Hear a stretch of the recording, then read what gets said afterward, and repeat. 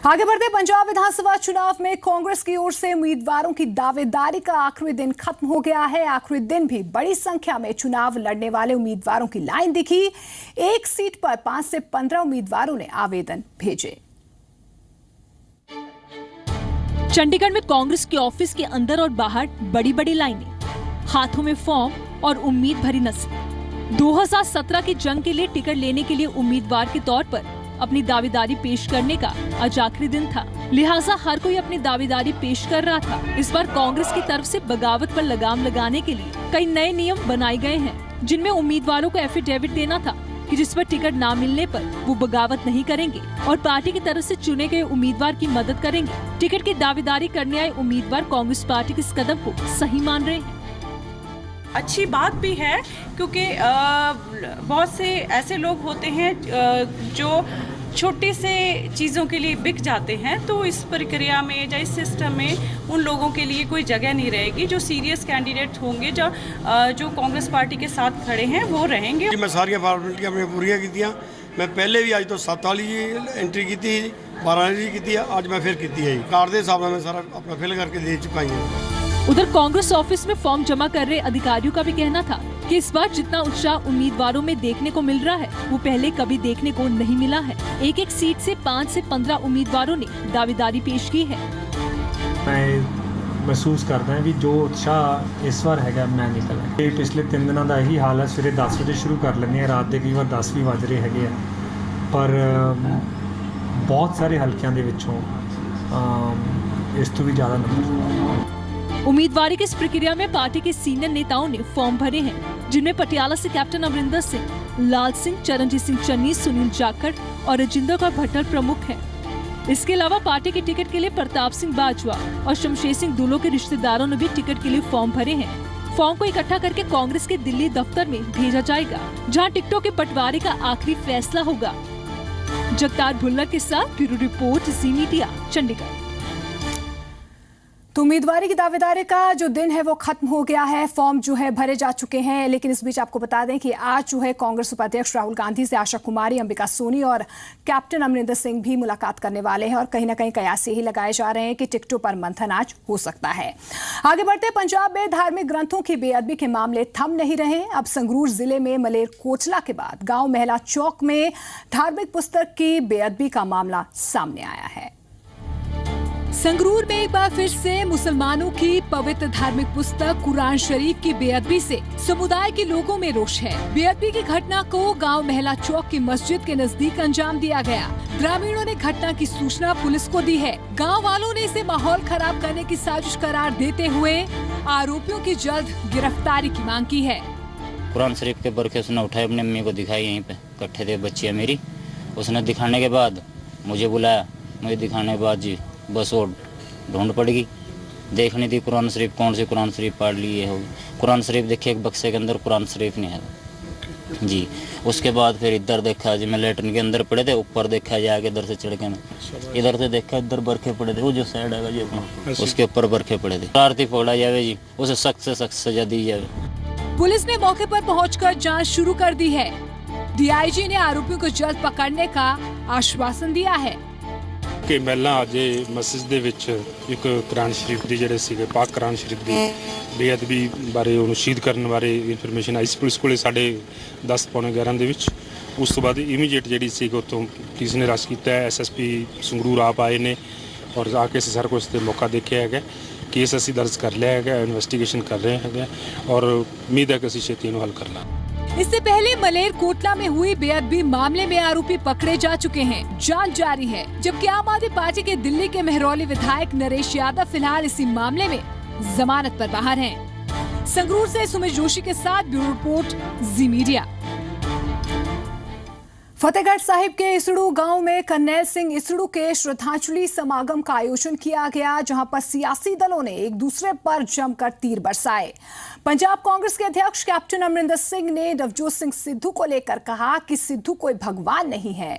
उधर भगवंत मान ने कहा कि नवजोत सिंह सिद्धू ने अब तक कोई फैसला नहीं किया है। महान शहीद करनैल सिंह इसड़ू के शहीदी दिवस के मौके पर खूब सियासी रंग चढ़ा।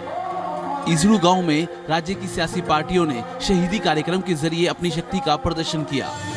अकाली दल की रैली में अकाली नेताओं के निशाने पर जहां विरोधी पार्टियां रहीं, वहीं मुख्यमंत्री प्रकाश सिंह बादल ने शहीदों की कुर्बानी को याद किया।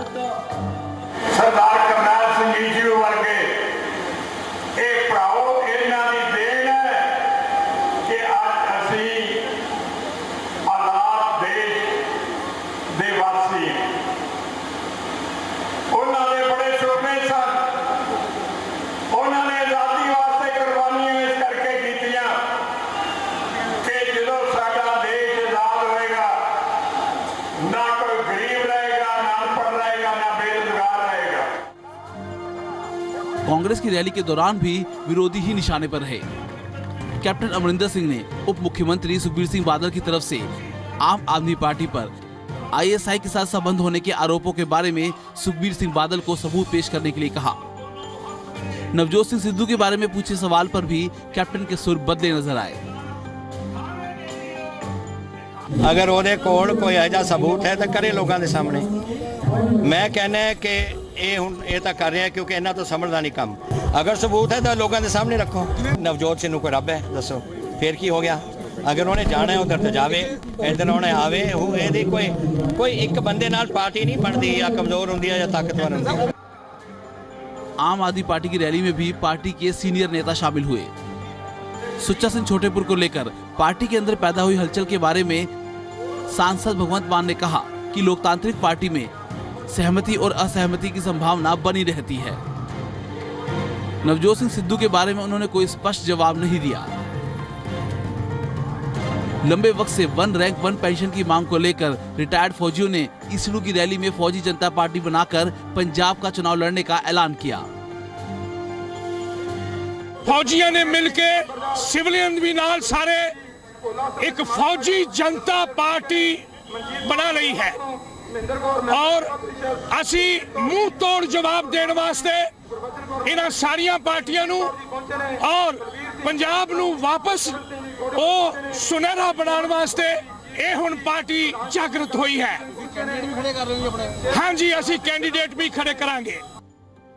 इसरू की सियासी कॉन्फ्रेंसों में जहां खूब सियासी तीर चले, वहीं सियासी नेताओं ने गोवा के आजादी के महान शहीद करनैल सिंह इसरू को श्रद्धा के फूल अर्पित किए। हरप्रीत सिंह, फतेहगढ़ साहिब, जी मीडिया। आपने फिल्म नायक में एक दिन का सीएम देखा होगा। फिल्म में जो दिखाया गया असल जिंदगी में ऐसा हो पाना संभव नजर नहीं आता, लेकिन हिसार में कुछ हद तक ऐसा होता नजर आया। हिसार के धांसू गांव की एक बेटी को सीएम तो नहीं बनाया गया, लेकिन एक दिन का सरपंच जरूर बनाया गया। 15 अगस्त का दिन वैसे तो पूरे देश के लिए कुछ खास होता है, लेकिन हिसार के धांसू गांव के लिए ये दिन खासम खास था। ऐसा इसलिए क्योंकि इस दिन गांव को एक दिन की सरपंच मिली।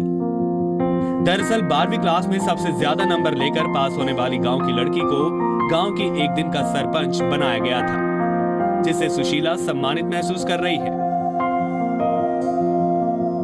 जैसा कि हर वक्त के साथ हर चीज बदलती है, वह उसके मायने भी बदलते हैं। उसी कड़ी में मेरे गांव की ग्राम पंचायत ने मुझे एक दिन की सरपंच बनने का इतना सौभाग्यशाली मौका दिया है, उसके लिए मैं ग्राम पंचायत की शुक्रगुजार हूँ। धांसू गांव के सरपंच मनोहर लाल ने बताया कि इसके पीछे उनका मकसद बेटियों को सम्मान और बढ़ावा देना है। विचार आया कभी लड़कियों को और आगे बढ़ाने के लिए हमने क्या कदम उठाना चाहिए, इसलिए कोई ऐसा कोई चमत्कार दिखाएं ताकि उस लड़की के भी दिमाग में हमेशा रहे और उसका अनुसरण भी और लड़कियां करें। लड़कियों को अगर आप बढ़ावा देंगे तो वो 2 घरों को संभालेगी।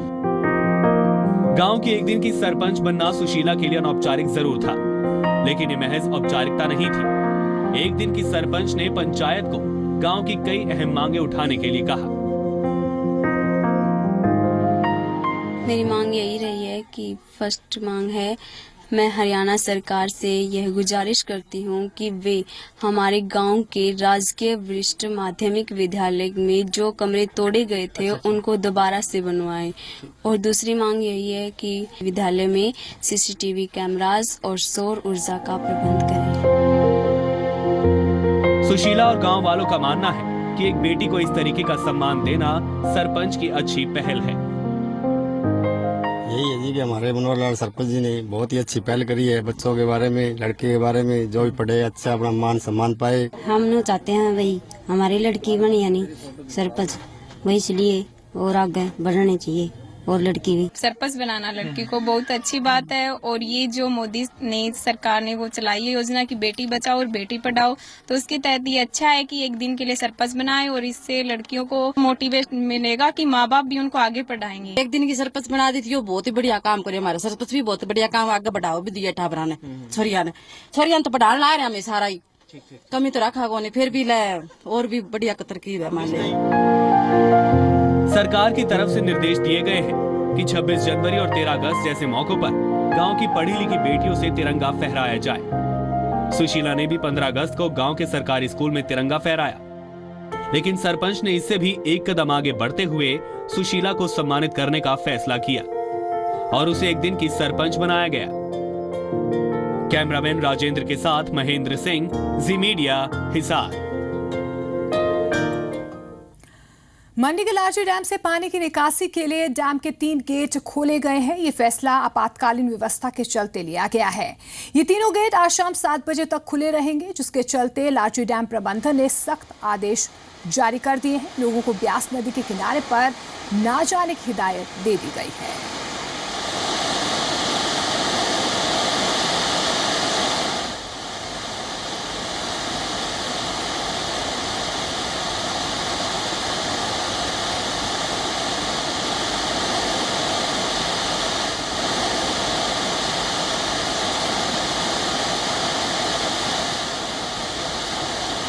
तो सुबह 7 बजे ये गेट खोले गए हैं और शाम 7 बजे तक ये गेट खुले रहेंगे। इस बीच आपको बता दें कि ब्यास नदी के आसपास ना जाने की हिदायत जो है प्रशासन की तरफ से दी गई है।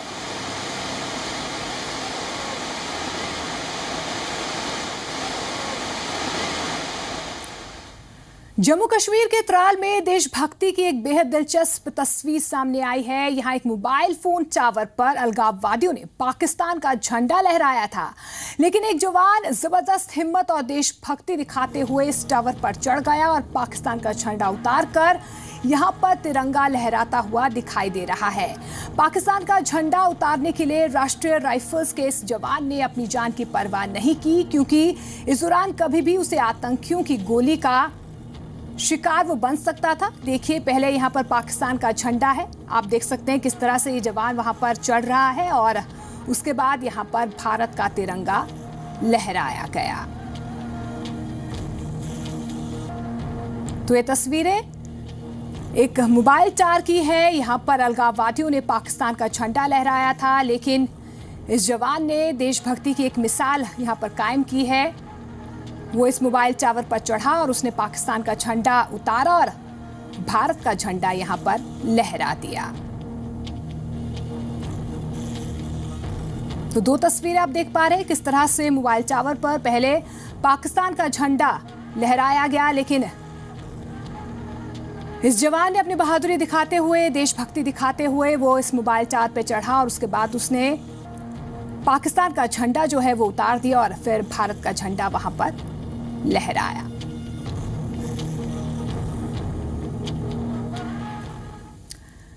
इस बीच ब्राजील के शहर रियो में भी स्वतंत्रता दिवस का जश्न मनाया गया। यहां पर आयोजित कार्यक्रम में हरियाणा के खेल मंत्री अनिल विज के साथ अधिकारियों और खिलाड़ियों ने हिस्सा लिया है। इस मौके पर अनिल विज ने खिलाड़ियों से बेहतर प्रदर्शन की उम्मीद जताई है। साथ ही गोल्ड मेडल जीतने पर खिलाड़ियों को 6 करोड़ रुपए की इनाम राशि देने की बात दोहराई।